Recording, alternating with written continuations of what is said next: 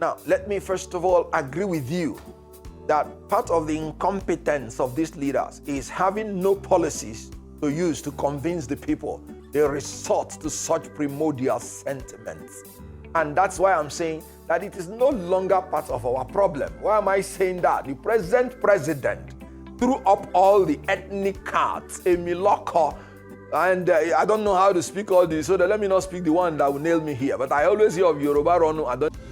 This channel not only feed your eyes with good movies, we also bring you the hottest and the newest trend around the globe. My darlings, sit tight and enjoy this one.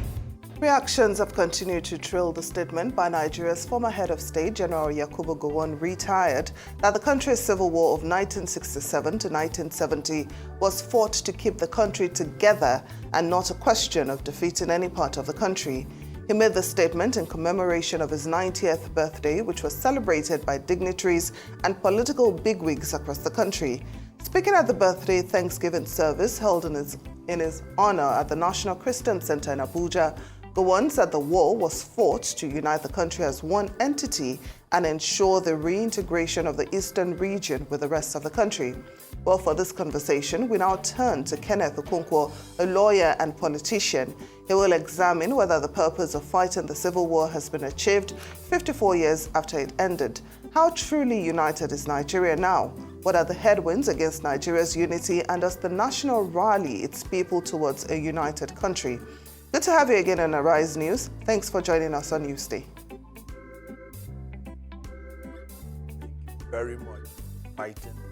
Thanks for joining us. So let's start, with your thoughts on the comments made by General Yakubu Gowon that the Nigerian civil war was fought to keep the country together and that it was not really about defeating any part of the country. What do you make about this? What do you make over this? Well, first of all, we must understand that war in itself is a display of anarchy. When you talk about war, that is lawlessness at its peak. So when you say you are fighting war to keep Nigeria one, no. You fought the war as a manifestation of your incompetence in the management of the crisis that was then part of Nigerian history. And let me explain what I mean. Before independence, the colonial power, Britain, they kind of brainwashed the Nigerian people to maintain their ethnic cleavages, and they needed to make Nigerians live in that disunity so that they could continue their colonization against Nigeria. So they made the North, for instance, to believe that being educationally disadvantaged, they should not rush into independence because of the likelihood that they will be dominated by the more advanced southern Nigeria. And the North bought into that. And that was why we were delayed from 1954 to 1960. But the actual thing is that Britain just wanted more time to dominate Nigeria. So after independence, that mindset that the South is likely to dominate them remained. And the North was always at every slightest chance reminding the South that we did not intend to be one country with you because we are suspecting your domination. But the 1966 military coup, pure military coup, has nothing to do with ethnicity or anything, even though people who organized it were predominantly from one ethnic group. But that reinforced the belief by the North that these people, we said it, they want to dominate us. And then they carried out a revenge coup in 1966 July, which was meant actually to separate from Nigeria, not to keep Nigeria one. But the Britain also reminded them that the resources are in the East. So if you leave Nigeria, we are going to support the East.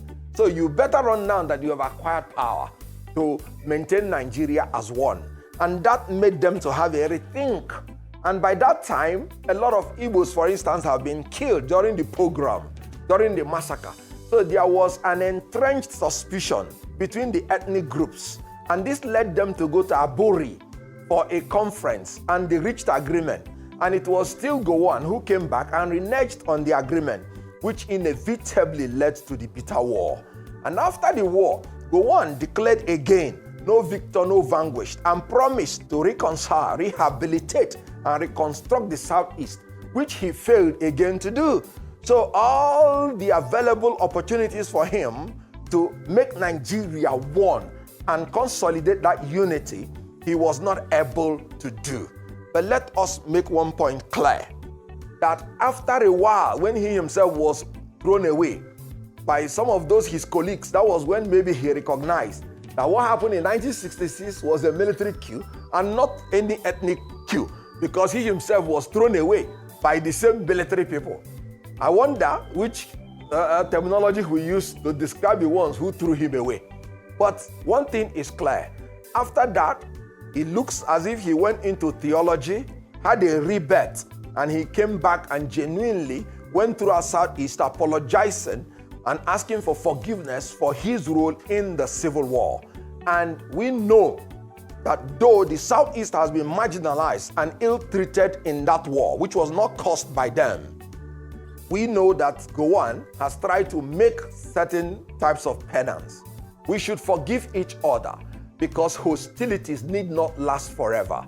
So I can submit respectfully that ethnic chauvinism, the youthful exuberance of the military young chaps that took over government, who were actually very impressionable at that age, their inability to manage the crisis contributed in the disunity that resulted in the Civil War. We must learn to forget and to forgive so that we will move ahead as one united Nigeria. I remember what Ojukwu said when he came back from exile. He said, we had fought one civil war. We don't need to fight another one. That he is going to go to war to fight if Nigeria is ever threatened again. And I stand by that. Nigeria being the hope of the black man. Nigeria being the hope of Africa.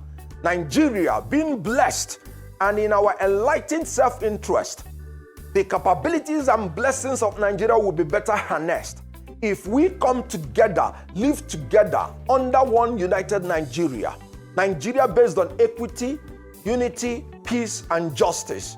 Nigeria will achieve its aims. I support the opinion that we should move ahead now as one united Nigeria, and I'm willing to fight if Nigeria is threatened. Let me point out that presently in Nigeria, what is causing disunity is no longer ethnic chauvinism and religious fanaticism. It is now the incompetence and corruption of the leaders of Nigeria that have inflicted hunger, hardship, degradation, deprivation on the citizens, making them too poor.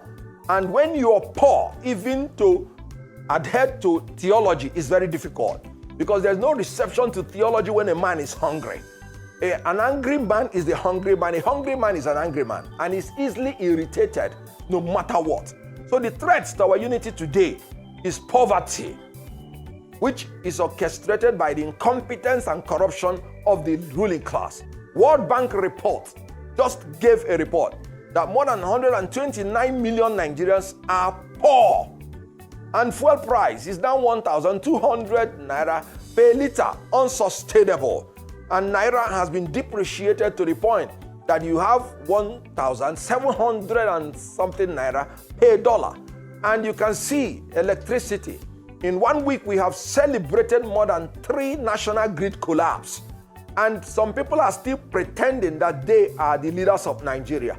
No, they are leaders of darkness, not leaders of light. And they are now the greatest source of our disunity. And let me point out, free and fair election is the only solution to our disunity now. Because if we have the ability to choose our leaders in a free, fair, credible, verifiable, periodic election, then we will say that our will be imposed on the leadership of Nigeria, and they will give us the dividends of democracy. Anything short of that is going to threaten the existence of this country, not because of ethnic chauvinism or religious fanaticism, but because you cannot sustain a diverse people living together in abject poverty. Permit me to come in on this point. And I like your oratory prowess when articulating what Nigeria should be as a unified entity. But if that is the case, why is it that Mr. Peter Obi, the presidential candidate of the Labour Party, someone you know very well, is being almost forced to explain his congratulatory message to General Gowon? Because the likes of Simon Ekpa and several others are saying because he's desperate for power, he's beginning to cower. Some are saying that he's desperate to become president, so he's now going soft and he's trying to belong. Hence, he's doing what he's doing. You're watching Nolly Magic TV. My joy is to keep you updated with latest gist. And your joy should be subscribing to this channel and giving this video a thumbs up, please. And he's trying to explain the reason why. That's to show that probably we do not see ourselves as one. Well, let me say that all the protests, all the agitations you're seeing Nigerian over, like I said, they are results of manifestation of marginalization, manifestation of injustice, manifestation of poverty. And it is everywhere in Nigeria. You just have the Yoruba nation agitators who submitted letter to the Prime Minister of Britain that they want a separate country. You can see that Boko Haram is route.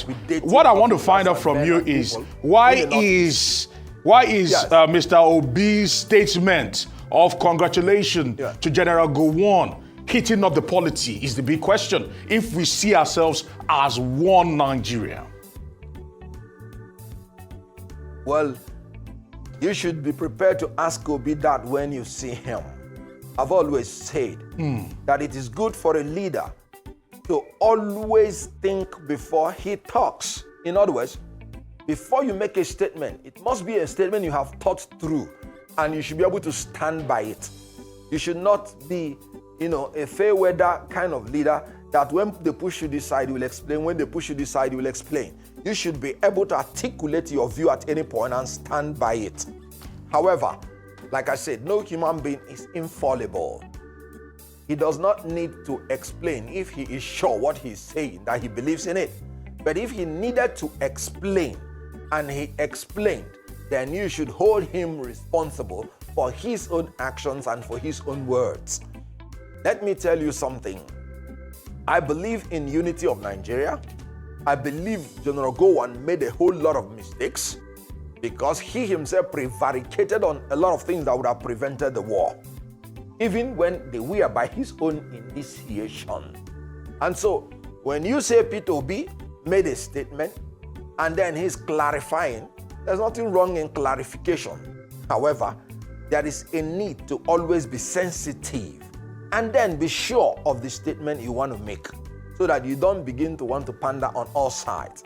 I've always said, it is good to stand on one side and then whatever consequences it is, then you take it. I don't have anything against anybody saying anything. It's a free word, freedom of expression. But you should be able to stand by your word. I don't think it has anything to do with the unity of Nigeria. Because what Nigerians are looking out for now, like I said, is competent leaders of capacity. So if he expressed his opinion and withdrew it or modified it, that is his right to do and he's entitled to it. Now, Mr. Okonkwo, you said earlier, that the factors dividing Nigeria is not ethnic or religious affiliated, but you said corruption and bad leadership. Yep. However, some analysts, believe politicians usually use the divide and rule tactic. They use ethnicity, they use religion, to divide Nigerians in order to win election, like we witnessed in 2023. So how can Nigerians, as a people, how can the electorate rise above this very common gimmick? Very good. Now, let me first of all agree with you that part of the incompetence of these leaders is having no policies to use to convince the people. They resort to such primordial sentiments. And that's why I'm saying that it is no longer part of our problem. Why am I saying that? The present president threw up all the ethnic cards, a Miloko, and I don't know how to speak all this, so let me not speak the one that will nail me here. But I always hear of Yoruba Ronu, I don't even know what it means. However, after doing all those things, he lost his state. After saying Muslim ticket, he did not even impress anybody. He still had the least votes as in relative to the opposition. So they exploit that tendency, but Nigerians have outgrown that. They win by rigging, they win by electoral violence, manipulation, and corruption. They don't win anymore by ethnic sentiment and religious fanaticism. That's what I'm saying. That the problem we have now is that their corruption of not being able to organize free and fair election, abuse of public power for private gain. It is no longer ethnic. I mean, you can't go to the north and tell a northerner now that you're a Muslim and he should vote for you because you're a Muslim. After what he is suffering now under a Muslim ticket, you can't go to anybody in the south, in the southwest, and say vote for me because I'm from southwest. That is where the Abing power came. So I agree with you that some of these leaders, because they don't have anything, any policy to show to the people, they try to exploit such primordial sentiments. But they are fading away, even as these incompetent and corrupt leaders are fading away out of the hemisphere of Nigeria. Nigerians must rise in the interest of a united Nigeria, for the sake of the black man, for the sake of Africa, and for the sake of all of us, knowing that our diversity is our strength, knowing that united we stand, knowing that we will achieve economy of scale if we are together. Let me give you an example. If this country is divided into 6, what it means is that each of those 6 must have their own army, air force, navy, police, differently, meaning it will cost us 6 times to govern Nigeria what is costing us now once. Do you think the British, they are not wise when they amalgamated the South and the North? They did not tell us that the reason is so that they will achieve lesser cost of governance. And it has nothing to do with trying to make us to live together. We should take advantage of that. Take advantage of economy of scale. Take advantage that when we live together under rule of law, there is no challenge we will not overcome. We are building a more progressive and perfect union as we go on. It is a process. It's not an incident. Building a more perfect union. Even United States, they are still progressing in building their union. So whatever challenges we have, every Nigerian should know that it's surmountable and should not always be thinking about dividing Nigeria and separating Nigeria. We are a united nation, indissoluble and indissolvable under God. And we should move on in that capacity. Do some Igbos share this sentiment will be the big question. Because for those who went through the war and those who were told about the war, maybe the Generation X might not be able to relate. But when you talk to every Igbo trader in Nigeria, in Lagos, for example, and you talk to probably upwardly mobile Igbo men in their 50s, their 60s, they do not share the sentiment because hence we have people that are sympathetic to the causes of Nnamdi Kanu, apologies for the likes of Simon Ekpa. They still have a lot of cult following. Talk to us about this, because when you speak like this, you seem to almost ignore the fact that when you look to your left, you look to your right, there are people that still believe that they have been wronged and that one day, they will still go to utopia. Good. Now, first of all, I am a Nigerian from Igbo extraction, and I'm very proud of that. You just said we are traders. Yes, we are traders and we are travelers. And so always there will have to be a preference between for a larger space for anybody who by nature and nurture is a traveler and is a trader. And so in our enlightened interest, I know it as a fact that we will prefer a larger space because our nature demands that, our nurture demands that. In Igbo land, there is a proverb. Akwụrụ etu ebe ekiri mmọnwụ. And again, in Igbo land, there is a proverb that onye ije ka onye isi awọ akụkọ. And again, so these are the things that will make an Igbo man to travel out of his comfort zone, no matter how comfortable he is.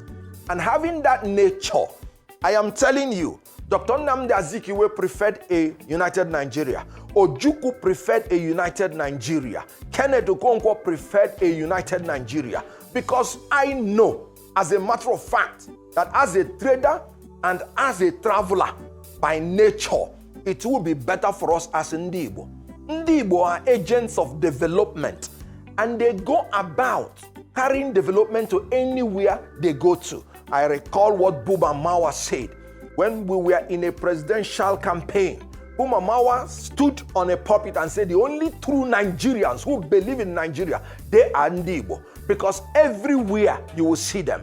And when you see them, they build their homes there and they live there and develop there. It was quite unfortunate that before 1966, our quest for developing anywhere we stay was manipulated and misconstrued to be a quest for domination. I am happy it's no longer in the minds of Nigerians to think in that pattern and in that formula. Because I remember one old man from Kanu.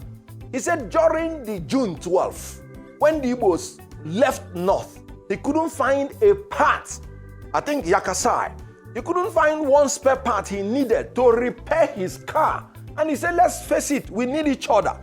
In this country, we need each other, especially in the Igbo, who are the agents of development. I told you before that what is threatening our unity now is the incompetence and corruption. What is happening in Lagos? Why are Igbos feeling uncomfortable? Because there are some people like Bayo Nonuga who will tell you Igbos are aliens in Lagos. Can you imagine? Aliens in Yoruba land. Somebody being an alien in his own country. Is that not the incompetence and corruption I'm talking about? Abuse of public power for private gain. If you cannot convince the Yorubas to vote for you when you are a Yoruba man, you have failed. If you need to vilify another ethnic group, these are the things that are bringing about the sentiments of marginalization and the instigation of people saying, let us have our own home if you cannot guarantee our safety in the general Nigerian country. And this is what I'm saying, that we must sit down to ensure that our country is built on equity, justice, and fairness. And you will see that every Nigerian will prefer to be a Nigerian. I am a movie actor. That's my primary constituency. Where we started Nollywood was in Lagos. And you know what? It was an Igbo film that was shot in Lagos. And the whole Nigerians accepted it. If they had anything against Ndi Igbo, they would not appreciate that movie, Living in Bondage. And that's actually remade my mind that, look, nobody is interested in marginalizing anybody. Spirit of excellence cannot be rejected, no matter where it comes from and from whoever it comes from. Well, so we must learn to be excellent in this country, excellent in leadership, excellent in whatever we do, so that we will be acceptable by everybody we are living with. Togetherness, it shall be the key, and one Nigeria should be supported. It's worth living for, and if need be, it's worth dying for. It's been a very interesting time, speaking with you on Newsday. We do appreciate you honoring our invitation today. Keneth Okonkwo, lawyer and politician, thank you so much for joining us on Newsday. Thank you for having stayed to the end of this video. You made me really happy. One more thing, click on the notification bell so anytime I upload, you will be the first to be notified. See you on the next one.